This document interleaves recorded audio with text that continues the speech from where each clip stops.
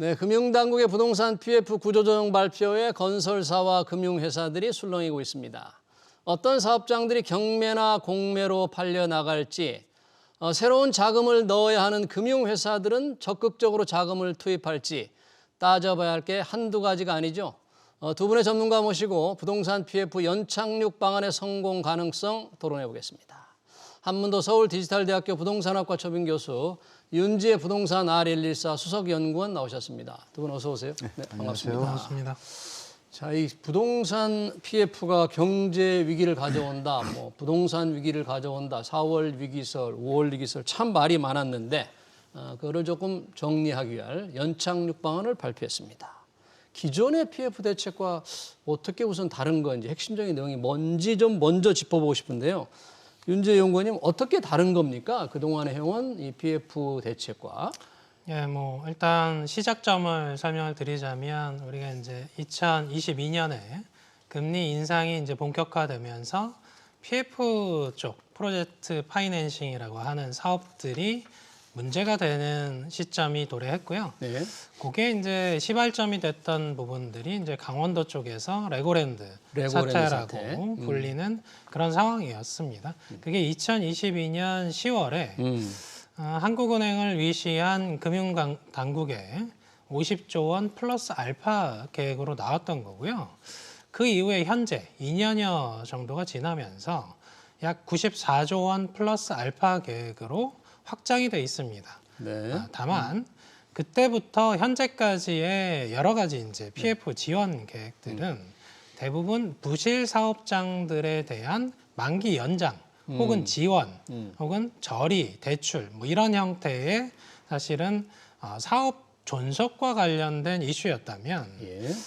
이번에 이제 정부가 발표한 PF 연착륙 방안 같은 경우는 부실 사업장들의 옥석 관리기에 나서겠다라는 걸 이제 천명하는 계획이다 볼 수가 있고요. 네. 그래서 향후에 이제 지원 형태들은 부실 사업장들은 철저하게 이제 관리해서 네. 경공매 처리를 하는 형태가 되는 거고요. 예. 혹은 재구조화하는 형태가 된다면 건실한 사업성이 있는 사업장들은 조금 더 적극적으로 지원하겠다. 이렇게 양분돼서 시장을 관리하겠다라고 보시면 될 것 같습니다. 예. 그러니까 그동안의 부동산 PF가 이제 연명 좀 살려서 좀 늦춰가는 것이었다면 이번에는 안 될 사업장은 좀 정리를 하고 좀 괜찮은 사업장은 지원을 하겠다.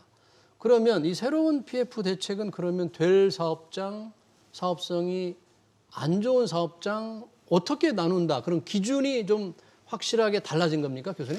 달라질 겁니다. 어제 발표한 내용은 달라질 것이다 해서 그동안 이제 6월 달까지, 5월 말까지 작업을 거쳐가지고 6월부터 시행하겠다는 얘기입니다. 네, 그래서 그 작업 내용은 뭐냐면은 아시는 것 같이 예전에는 그 양호, 보통, 악화우려 이렇게 세 가지 현장으로 나눠놨어요. 세 가지로. 양호, 보통은 누가 봐도 정상화가 가능한 현장들이고, 그다음에 이제 악화우려라는 거는 이제 우려니까 불분명하잖아요. 이게 악화가 될지 아닐지. 근데 그 부분에 대해서 이제 아까 우리 연구원님 말씀 주신 대로 이제 옥석 가리기를 좀 정확하게 하고 그 부분에 대해서 사업이 진행이 어려운 현장은 공경매로 좀 진행을 하고 재구조화라는 표현을 많이 쓰잖아요, 이번 정부에서.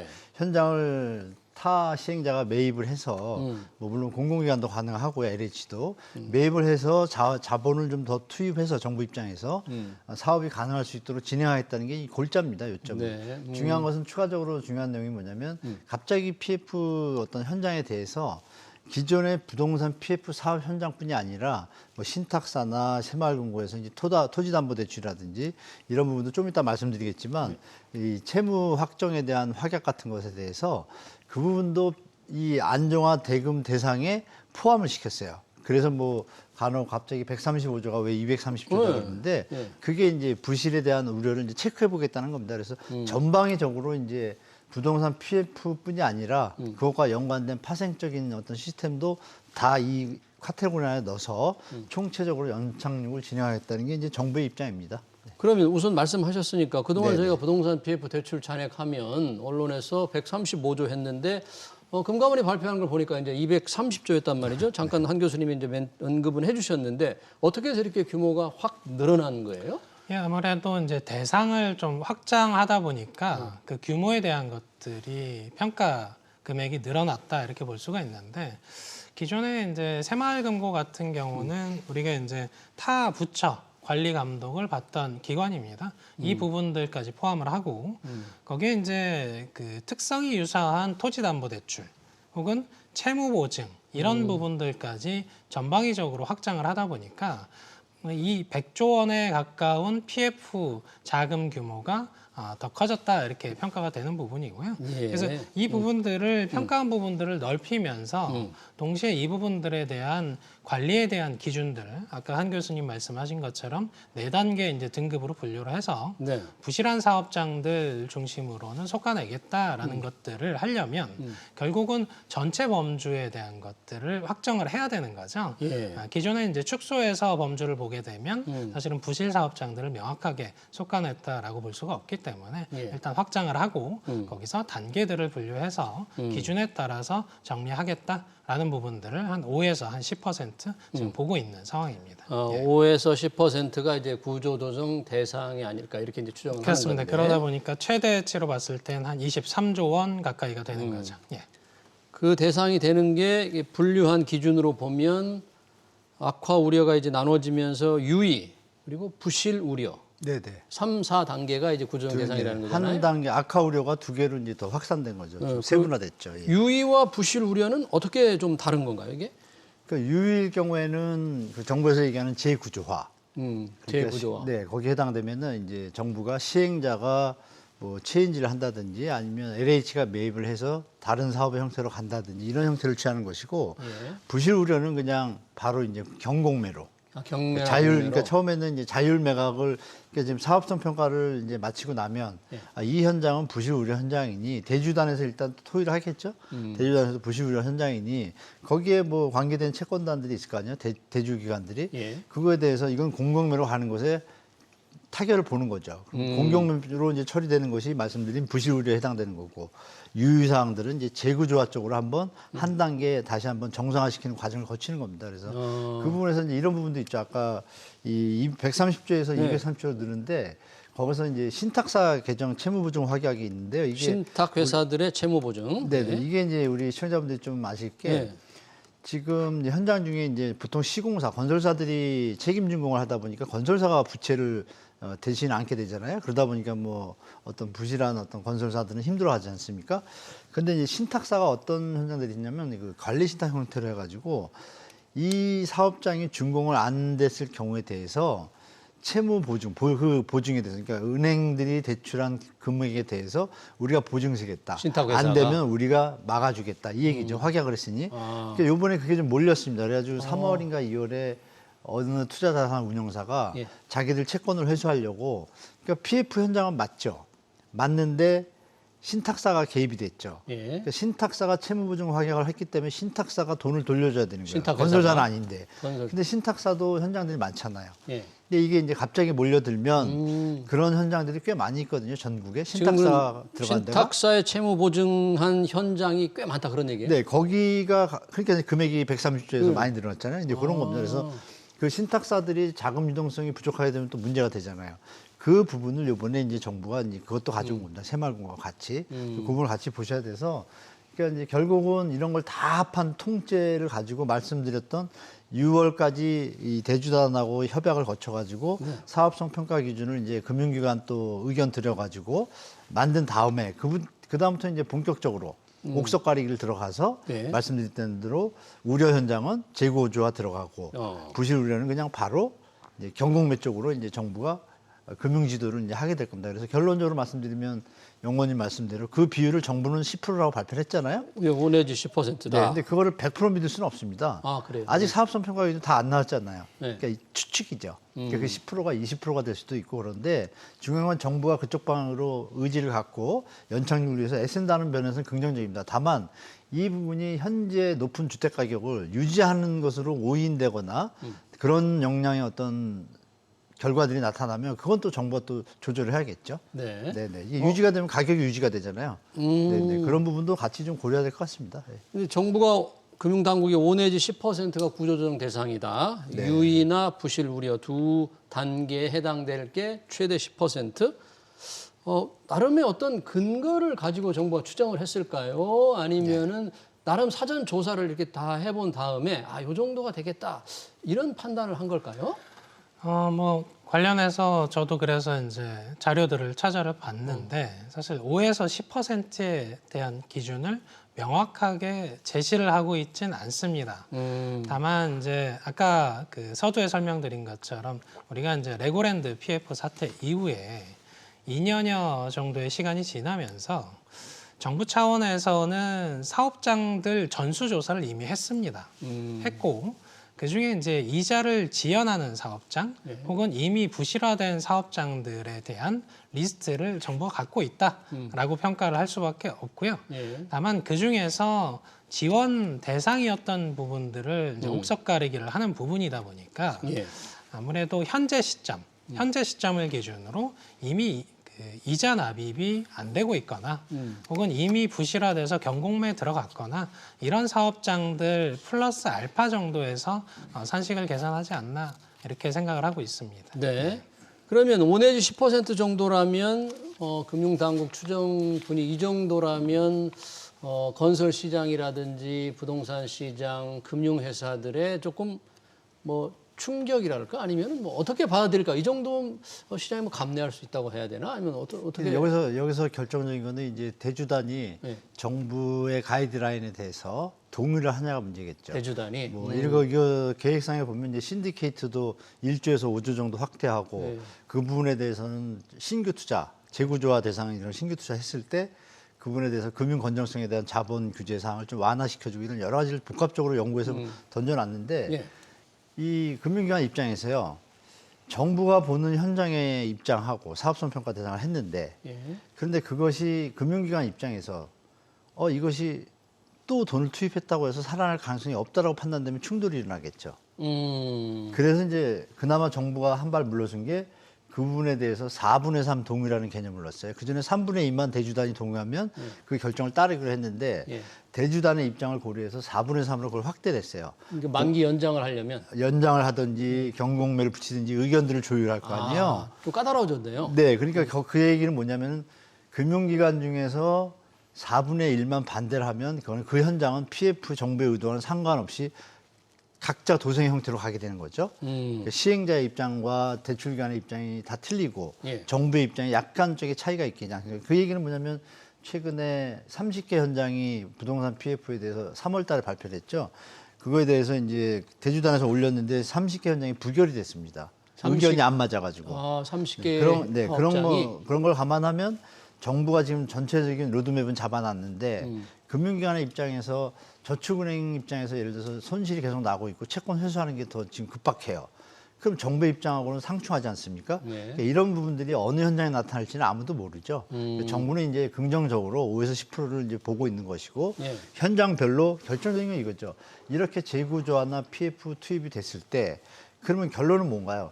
이 지금의 현상은 분양이 안 돼서 그런 거잖아요. 팔렸으면 문제가 없잖아요. 분양이 안 된다는 건 비싸서 안 된 거잖아요. 비싸니까 안 되는 거예요. 수요자들이 부담이 되니까. 그러면 조금 싸지는 형태로 재구조화를 가야 되는데 제가 우려하는 부분이 하나 등장합니다. 뭐냐면 재구조화의 과정의 로드맵이 어떻게 되어 있냐면 토지는 싸게 매입을 해요. 경공매나 뭐 재구조화를 자율매각을 하던. 그러면 건축비가 지금 상승됐으니까 그 비율을 들면 한 10% 됩니다. 근데 결론은 뭐냐면 분양가거든요. 제가 보는 부분은 분양가의 그 라인을 갖다 95에서 98을 맞춰놨어요. 원래 사업 계획하고 차이가 없잖아요. 그러니까 이 부분이 만약에 차후에 분양이 또 안 되면 어떻게 돼요? 이 부분을 금융기관도 한번 생각하겠죠. 95에서 98로 맞춰놨다는 건 무슨 뜻입니까? 맞춰놨다는 얘기예요. 재구조화를 거쳐서 토지를 싸게 매입을 하지 않습니까? 50%. 그러면 우리가 토지비하고 건축비하고 회사 이윤을 생각하면 전체 포션에서 한 50% 돼요. 그러면 토지비가 100이라고 할 때 50% 정도는 60%에 매각하라고 지금 권유하거든요, 정부가. 그럼 그걸 매입하면 전체로 보면 25% 정도 줄잖아요. 그럼 그 상태에서 분양을 하면 분양가가 25% 다운되니까 시장에서 소화가 되겠죠. 그러면 안전하게 재구조화도 되고 연착륙이 되는데 여기다 건축비가 올라갔잖아요. 그렇죠. 건축비를 또 10을 올리고 여러 가지 수수료가 또 올라가잖아요. 이런 걸 넣다 보니까 그게 90, 80도 아니고 95선에 올라가 있는 거예요. 그래서 그 부분이 조금 우려된다는 말씀 제가 드린 겁니다. 그래서 그 부분 재구조화를 MB 때처럼 MB 때처럼 분양가를 20% 인하하면 정부가 PF 자원 자금에 저리로 융자를 해주고 그 현장에 부동산을 우리 국민들이 분양을 받을 경우에 취득세 감면해주고 이렇게 서로 윈윈으로 해야지 이게 좀 풀리잖아요. 네. 근데 지금은 한쪽만 지금 쳐다보고 정부가 하고 있어요. 제가 볼 때 이게 좀 우려스럽다고 좀 말씀드린 겁니다. 분양가를 이제 어떻게 정할지가 재구조화 후에 네. 과연 팔 때 어떻게 파느냐 가격을. 그게 중요하잖아요. 그게 굉장히 중요하다. 그 가이드가 없어요. 지금 이번 정부가 문제가 그거예요. 계속적으로 전체 주택 가격이 지금 좀 높다, 정상이다, 낮다 이거를 가이드를 주고 조정을 들어야. 물론 워딩은 줬었어요 예전에. 네. 저 국토부 장관도 주고 이복형 금감원장도 얘기했었습니다. 근데 이 형태를 보면 그 부분에 대한 언급이 없어요. 전체 재구조화를 거치거나 PF를 도와줬을 때 그 현장들도 협조해야죠. 네. 정부가 이렇게 국민 세금을 가격을 도와주는데 어떻게- 그러면 분양가를 한 10% 다운해서 해라라는 가이드를 줘야죠. 그래서 여기서 이익을 보려고 하면 안 되죠. 현장들이. 네. 그렇죠. 뭐 그런 가격- 걸 좀 말씀드리고 싶어요. 예. 어떻게 파느냐, 재구조화 이후에 다시 분양을 할 때 과연 시장에서 팔릴 수 있게 가격을 얼마나 낮추도록 해야 되느냐를 이 가이드라인이 좀 필요하다 이제 그런 맞아요. 말씀이신데 그런 겁니까? 아니면은 금융회사나 다시 돈을 빌려주는 살 사람한테 빌려주는 금융회사가 제대로 팔게 하려면 가격을 좀 더 확실하게 낮추지 않으면 안 팔리겠죠? 그렇습니다. 뭐 재구조화를 해서 이제 분양을 하는 과정이 있을 텐데 그 과정은 사실 말씀하신 것처럼 최근 들어서는 원가, 그러니까 건축비 자체가 올라 있고 금융 비용, 조달 비용 자체가 올라 있다 보니까 사실 이게 그 재구조화하는 과정에서 결국은 사업이 늘어지는 거잖아요. 원래 특정 시점에 했어야 됐던 것들이 나중에 하게 되기 때문에 이 기간 소요에 따른 비용 추가분도 있습니다. 그러다 보니까 기존 분양가, 원래 최초의 분양에서 안 됐던 그 높았던 분양가 수준을 크게 다운시킬 수 있냐 하면 사실은 현실적으로 어렵습니다. 어렵다 보니까 그러다 보니까 이게 실제 경공매로 갔을 때 이걸 적극적으로 이걸 입찰을 하냐 하는 부분들에 있어서의 계산 방식이 한 교수님 말씀하신 것처럼 사실은 쉽지 않은 과정들이 있고요. 예. 그래서 부실 사업장들은 실제 나중에 보면 여전히 부실 사업장으로 남아 있을 가능성도 꽤 큽니다. 예. 그걸 수용하는 시장의 플레이어들이 좀 부족하다라고 볼 수 있거든요. 예. 네. 그런 문제 다시 재구조화 이후에 가격을 어떻게 할 거냐. 기존 가격의 뭐 95에서 98%로 유지된다면 팔릴 수 있겠냐는 그런 의문을 이제 제기해 주셨고 혹시 금융회사들이 정부는 조금 이제 이게 부실 우려해서 퇴출을 시키고 싶은데 그냥 끌고 가려고 하는 그런 인센티브 동기 같은 건 없을까요? 좀 갈등이 있어요. 이번에 좀 제공을 했습니다. 정부가 나름의 단거를 주셨는데 네. 아까도 말씀드린 것처럼 금융기관 입장에서 대출해서 회수가 되는 게 제일 중요하잖아요. 수익도 수익이지만 그 부분에서 현장별로 보는 시각이 다를 겁니다. 예를 들면 우리가 최근에 봤던 그 청담동의 현장의 새마을금고가 채권 회수를 4천억을 하려고 했는데 그 부분을 어떤 충격을 좀 완화시키고자 뭐 금융당국도 조금 권유를 한 것 같고 제가 볼 때 그래서 결국은 채권 회수를 뭐 여러 번 하다가 이번에 뭐 좀 협조해가지고 일단 유예를 했거든요. 물론 뭐 얼마 안 남았지만 그 시간도. 근데 이번에 또 공교롭게 보면 정부가 4천억 정도를 새마을금고에 먼저 선투입을 해줘요. 그러니까 새마을금고 입장에서 그 현장이 앞으로 가능성이 있지만 지금 우리가 죽겠어요. 작은 현장들을 살려야 되겠어요. 그럼 4천억이라는 1순위 채권이 있으면 빨리 하면 회수가 되잖아요. 해서 나머지 현장들을 더 순환을 하는 것이 더 유리하다고 판단되니까 채권 회수를 들어갔는데 그 부분에 대해서 정부의 입장은 이거의 충격도나 이런 걸 볼 때 이거는 좀 천천히 한번 기회를 더 주자. 어떤 재정상화 타임을 주자 했을 때 이 금융당국은 금융기관은 힘들잖아요. 예. 그거를 가지고 어떤 부실 현장들을 빨리 정리하고 건전성을 유지해야 되는데 그런 부분에 대해서 새마을금고가 이번에 넘어간 것처럼 다음에도 넘어갈 거냐 이거죠. 그러면 이제 앞으로 이런 현장들이 다 이제 나열되고 사업성 개선 평가 기준이 정리가 된 다음에 다시 한번 옥석 가리기를 할 거 아니에요?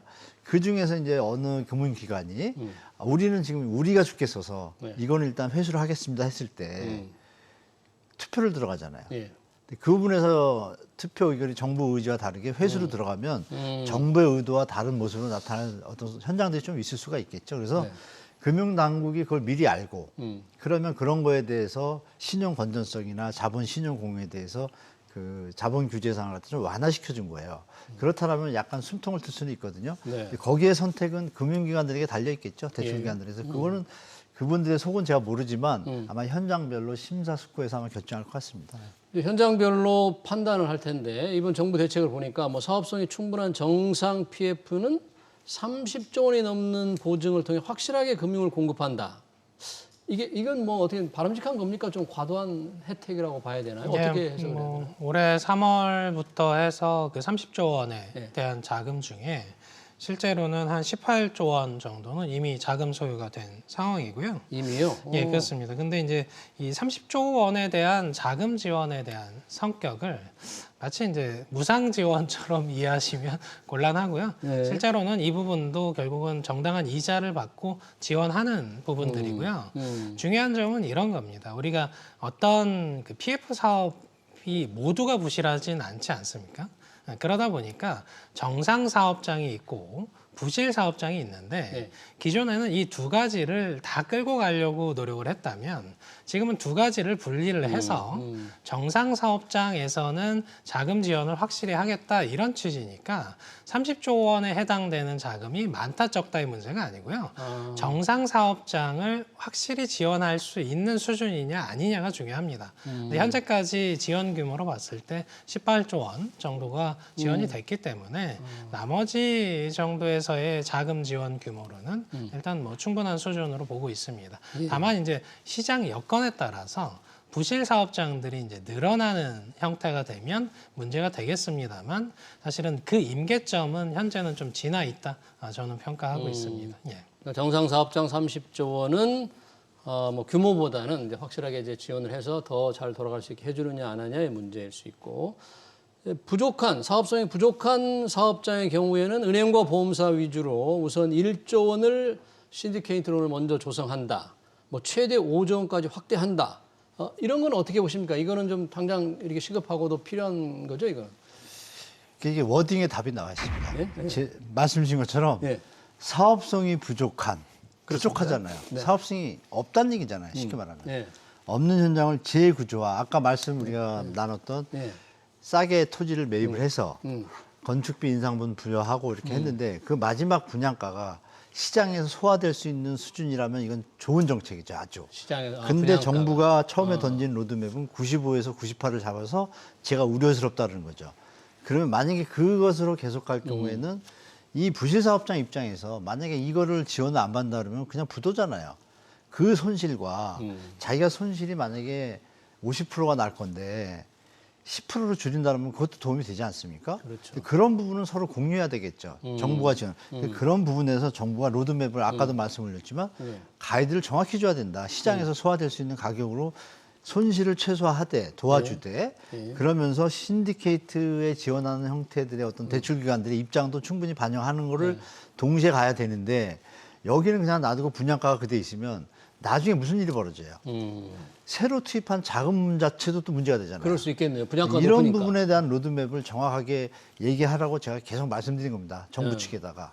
재구조화 이후 시장에서 소화할 수 있는 가격으로 분양하는 가이드를 문제가 좀 줬으면 가이드를 좋겠다 좀 이거죠. 줄 예, 필요가 맞습니다. 있다. 네네. 이번 PF 대책이 좀 이렇게 시행이 되면 건설사들은 어떤 영향을 미칩니까? 뭐 지방 건설사들은 굉장히 그 위기를 맞고 있다 지금 부도가 이어질 수 있다 이런 우려도 있던데요. 예, 뭐 애초에도 이제 사실 시장이 양분돼 있는 상황입니다. 수도권 쪽에서는 그래도 사업성이 좋은 부분들이 있다 보니까 뭐 청약 성적도 준수하게 나오는 케이스들이 있는 반면에 지방 쪽은 공공택지 외에는 사실은 분양가에 대한 부담이 크다 보니까 대부분 이제 미분양 사업장이 되거나 아예 사업조차 이제 추진 못하는 사업지들이 상당수가 누적돼 있습니다. 문제는 이제 건설사들 입장에서 보게 되면 수도권을 중심으로 움직이는 건설사가 있고 지방을 중심으로 움직이는 건설사가 또 분리가 돼 있습니다. 예. 근데 그 과정에서 본인들 건설사들 아무래도 중견 이하겠죠. 그 이하에서 대부분의 사업장들이 이제 지방 쪽에 포진을 하고 있다고 하면 지금 이제 정부가 내놓은 대책에서의 부실 사업장들을 대거 안고 있는 케이스가 됩니다. 그러다 보면 아무래도 건설사별로 굉장히 희비가 엇갈리는 형태들이 나타날 거고요. 그래서 이제 과거보다는 아무래도 좀 더 적극적으로 부실 건설사들을 속가되는 형태가 되기 때문에 건설사 입장에서는 굉장히 리스크해졌다. 중소형 건설사 입장에서 특히 특히 이제 지방 쪽에 사업장이 많은 곳들은 굉장히 리스크가 커졌다라고 볼 수밖에 없는 상황입니다. 그러네요. 자, 이제 뭐 연착륙 방안을 발표했으니까 기왕이면 위기설이 좀 잠재웠으면 좋겠는데 과연 이번 대책의 뭐 성공 가능성, 혹시 뭐 이런 보완 대책이 필요하다, 성공 가능성이 높다 낮다, 어떻게 보십니까? 이번? 정부가 강력하게 예전의 사례를 뭐 반면교사 삼아서 가는 방향은 저는 아주 좋다고 봅니다. 연착륙을 위해서. 다만 국민들이 볼 때 뭐 전세 사기 피해라든지 이런 것들과 비교하면 형평성이 일단 안 맞는 거, 이런 부분도 정부가 한번 돌아봐야 되고. 전세 사기와 형평성. 뭐 건설 쪽에는 뭐 80조, 90조 들어가는데 이쪽에는 4조, 5조 들어가는 것에 대해서 뭐 경색을 한다든지 이런 것들은 국민들이 바라볼 때는 좀 균형 감각이 좀 떨어지죠. 그래서 이런 부분도 같이 좀 헤아렸으면 좋겠고, 정책 방향에서 핵심은 봅니다. MB 때도 그랬지만 분양가가 비싸서 안 팔려가지고 지금의 현상이 벌어졌고 대책을 마련한다라면 가이드라인을 정확하게 줘야지 시장에서 움직이겠죠. 그래서 그런 부분에 대해서 정부가 다시 한번 면밀히 검토하셔서 분양가에 대한 가이드라인을 같이 진행했으면 나중에 결과 좀 좋게 나올 거라고 저는 보고 있지만, 안 한다 그러면 나중에 더 큰 문제가 될 수도 있다라고 생각합니다. 재구조와 이후 시장에 소화할 수 있는 가격에 대한 가이드라인이 필요하다는 한문동 교수님 말씀하셨고, 윤지혜 연구원님 어떻게 보세요? 예, 뭐 정부 정책 내용들을 한번 뜯어보시면 그 민간 자율을 중시한다라는 표현들이 굉장히 많이 나옵니다. 그래서 기준은 분명히 정하긴 했어요. 네 단계로 나누고 이제 부실 사업장들 속아낸다고. 다만 이제 민간 자금 쪽, 특히 이제 신디케이트 론 같은 경우가 이제 민간 자율 자금인데, 이걸 이제 지원하는 사업장들을 분류할 때 우리가 이제 문제가 되는 건 항상 그런 겁니다. 부실과 부실이 아닌 사이의 경계점에 위치한 곳들, 그리고 그 곳들 중에 현재는 괜찮은데 나중에 부실화되는 곳들을 사실은 명확하게 솎아내는 건 기준점이 명확할 필요가 있는데, 기준점이 명확하다 보면 경계점 이하에서 탈락하는 사실은 애매모호한 사업장들도 많아진다는 거죠. 그러다 보면 민간 자율이라는 이 형태 때문에 오히려 이제 이 부실 사업장들을 정리하는데 좀 한계점들이 있지 않나라는 부분들도 같이 보고 있습니다. 네, 잘 알겠습니다. 정부가 발표한 부동산 PF 연착륙 방안에 관한 토론 여기서 마치도록 하겠습니다. 지금까지 한문도 서울디지털대학교 부동산학과 초빙 교수, 윤지혜 부동산 R114 수석연구원이었습니다. 두 분 고맙습니다. 네.